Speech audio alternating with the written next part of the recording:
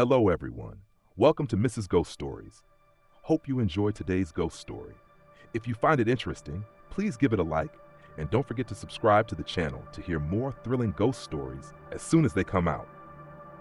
And now, let's dive into today's spine-chilling ghost story. Imagine venturing deep into the wilderness, far from the noise of the world, seeking solitude and peace. You find the perfect spot, surrounded by the stillness of nature. But what if the quiet isn't as peaceful as it seems? What if in the heart of that vast forest, you're not alone? Tonight's story is about two friends who thought they were escaping reality, only to discover that some places are meant to be left untouched. Stay with me as we delve into a chilling tale of a camping trip gone horribly wrong. Are you ready to hear what lurks in the shadows? Meet Emma and Jack, two adventurous souls with an insatiable thirst for peace and quiet. Tired of the constant noise and pressure of city life, they long for a break, a chance to escape the hustle, the deadlines, the endless notifications that dictate their days. They crave the kind of tranquility that only nature can provide, where the air is crisp, the sky stretches endlessly, and the only sound is the gentle rustle of the leaves. For months, they've talked about this trip, dreaming of a place so remote, so untouched, that it feels like stepping into another world. Emma, with her love for hiking and photography, and Jack, always the one to find excitement in the wild unknown, were ready to embrace the wilderness, free from the distractions of technology and society. They wanted nothing more than to immerse themselves in the raw beauty of nature, to truly connect with the earth beneath their feet. Then, one day, they hear about an uncharted forest, a place not many people have dared to go. It's secluded, mysterious, and untouched by civilization. Rumors swirl about its eerie silence and the serenity it offers, a haven for those seeking true solitude. The thought of being the first to set foot in such a place fills them with excitement and wonder. It sounds like a dream come true. With backpacks packed and spirits high, they drive for hours, their destination deep in the heart of the forest. The winding roads lead them farther from the world they know, and the air grows thicker with each passing mile. As the sunlight filters through the towering trees, they realize they've left everything behind. Their phones, the noise, the stress. In this moment, they feel free. Little do they know, the peace they've sought might not be as perfect as it seems. This is where their journey begins, and where the line between adventure and terror begins to blur. The drive to the forest felt like a journey into another world. The road became narrower with each passing mile, winding through dense trees that loomed on either side, their twisted branches reaching out like gnarled hands trying to keep them from going forward. The deeper they drove, the quieter it became. The hum of the city, the distant sounds of civilization, slowly faded into nothingness, leaving only the eerie silence of the forest. The air grew cooler, thick with the scent of damp earth and the faint rustling of leaves. With every mile, the feeling of isolation grew stronger, as if they were entering a place untouched by time.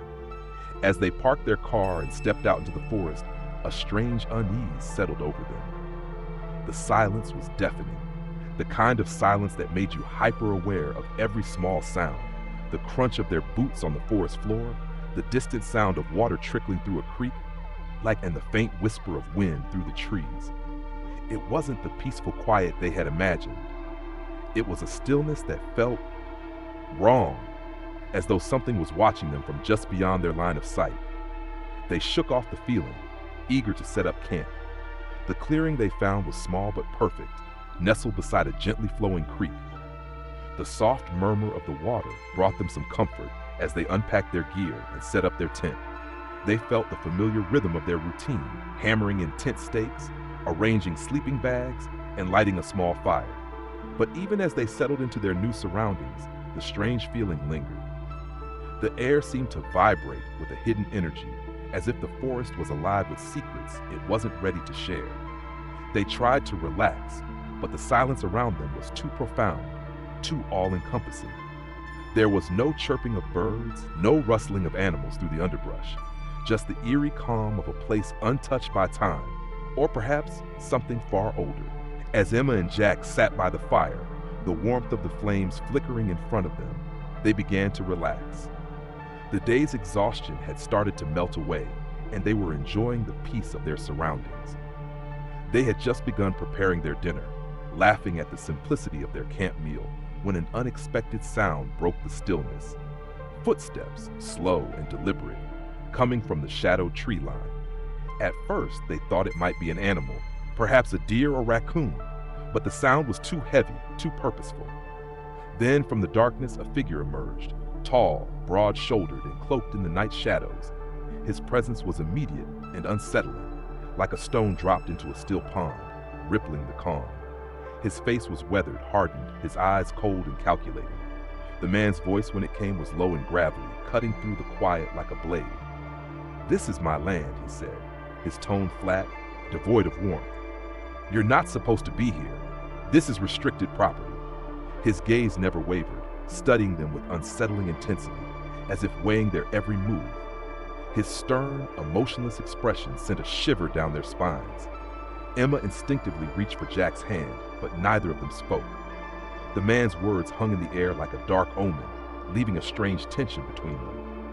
It wasn't just the warning that unsettled them, it was the man himself.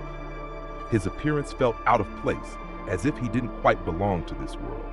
His clothes were worn, faded, and weather-beaten, but there was something about him that felt timeless, ancient even. They tried to remain calm, both exchanging nervous glances. Jack cleared his throat and tried to assure the man, offering a nervous smile. "We didn't mean any harm. We were just looking for a quiet place to camp, that's all." The man didn't respond immediately, just stared at them in silence, as if contemplating their words. Finally, with a slight nod, he turned, his heavy boots crunching against the forest floor as he retreated into the darkness. But as he disappeared, Emma and Jack couldn't shake the feeling that they weren't just being warned. They were being watched from the shadows, from places unseen. For a moment, the forest fell into an eerie quiet once again. The man had walked away, but his presence lingered in the air, thick and unnerving. Emma and Jack tried to shake the unease, telling themselves it was just a local who was protective of his land.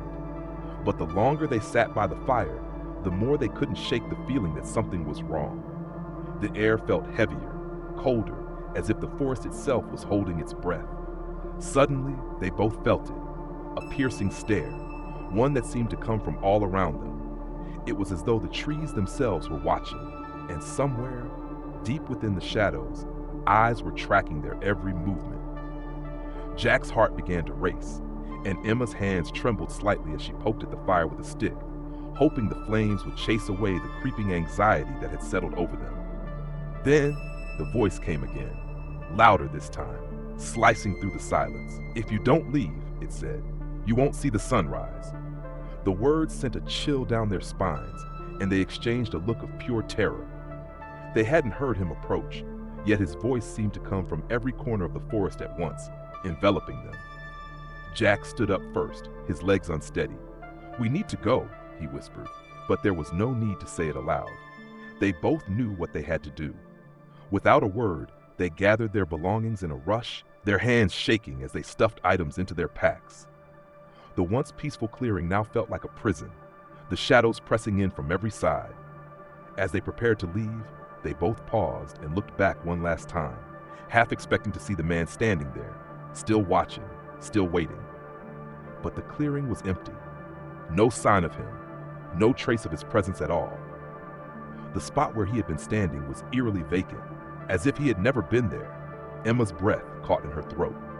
The fear they felt was not just of the man, it was of the uncanny way he had vanished.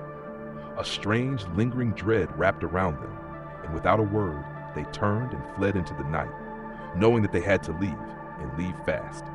As Emma and Jack hurried through the forest, the air around them seemed to thicken, pressing in on them with an almost tangible weight. The once peaceful woods now felt suffocating, as if the trees themselves were closing in. Every rustle of leaves, every snap of a twig underfoot made their hearts race faster. They couldn't shake the feeling that someone was moving just behind them, always just out of sight. They quickened their pace, but the eerie silence that surrounded them was broken only by the sound of their own hurried footsteps. The further they went, the more pronounced the strange sensations became. Every shadow seemed to stretch longer. The wind felt colder, and every noise, a branch breaking, a distant rustling, set their nerves on edge. Emma kept glancing over her shoulder, her breath coming in shallow gasps. She could have sworn she saw something move between the trees, but when she looked, nothing was there. Jack, too, felt the creeping sense of being followed. It wasn't just the footsteps. They could hear those, echoing faintly through the underbrush, perfectly in sync with their own. It was the deeper feeling, that gnawing instinct that someone or something was tracking their every move. The air felt electric with tension, and despite their quick pace, they couldn't outrun the growing dread that gripped them. Suddenly, Emma stumbled over something in the dark. Looking down, she froze. On the ground, partially obscured by leaves, were strange footprints, large, heavy impressions that clearly weren't made by an animal. They looked fresh, as if someone had been walking just moments before them, mirroring their steps exactly. Her breath caught in her throat, and she glanced at Jack, his face pale in the dim light. They exchanged a terrified glance, but neither dared to stop. Without saying a word, they ran faster, each step fueled by an overwhelming urge to escape, to leave the forest behind. The distant sound of footsteps still echoed behind them, keeping pace. The faster they ran, the closer the sound seemed to get, until at last they burst into the open clearing, the edge of the forest finally in sight. But even as they reached the safety of the road, the feeling of being watched didn't fade. Something had been following them, something they had yet to escape. Finally, after what felt like hours of running, Emma and Jack managed to escape the dense forest and find their way to the nearest village. Their breath was still ragged, and their minds raced with the terror they'd just experienced. They stumbled into a small, rustic tavern, hoping to find some comfort or answers. As they ordered water, they hesitated, but decided to ask the elderly man behind the counter about the forest. "Have you ever heard of a strange man in the woods?" Jack asked, his voice unsteady. We saw someone. He warned us to leave." The old man paused, his hands trembling slightly as he set down the glass. His eyes narrowed, and his expression shifted from casual to somber. He looked at them for a long moment, almost as if deciding how much to say. "Ah," the man finally muttered. "You've met him, haven't you? The man in the forest. You're lucky you made it out alive." Emma and Jack exchanged confused glances. "What do you mean? Who was he?" The old man's voice dropped to a whisper. "No one dares to enter that forest anymore, not since the story about the man. He was a trespasser, a fool who ventured too deep into the sacred land years ago. He never returned. They say the land is cursed, and anyone who tries to disturb it, well, they don't leave the same way." Jack felt his heart sink as he looked at Emma. "So, he's not alive?" The old man shook his head slowly, his eyes full of grim knowledge. "No, he's been gone for years. What you met was no man. It's his spirit, haunting the woods, guarding the land that took his life. He doesn't want anyone else to make the same mistake." Emma's blood ran cold. They hadn't encountered a man. They'd met a ghost, a restless soul still roaming the forest, bound to protect the cursed land. As they left the tavern, the full weight of their encounter hit them. The forest wasn't just dangerous, it was haunted, a place where the past and present blurred into something far darker. They would never return, and they hoped no one else would either. Thank you all for taking the time to listen to today's ghost story. See you in the next, even more thrilling stories. If possible, please leave a like and subscribe to the channel to support me in creating more ghost stories for you. Thank you so much. Goodbye, and see you again.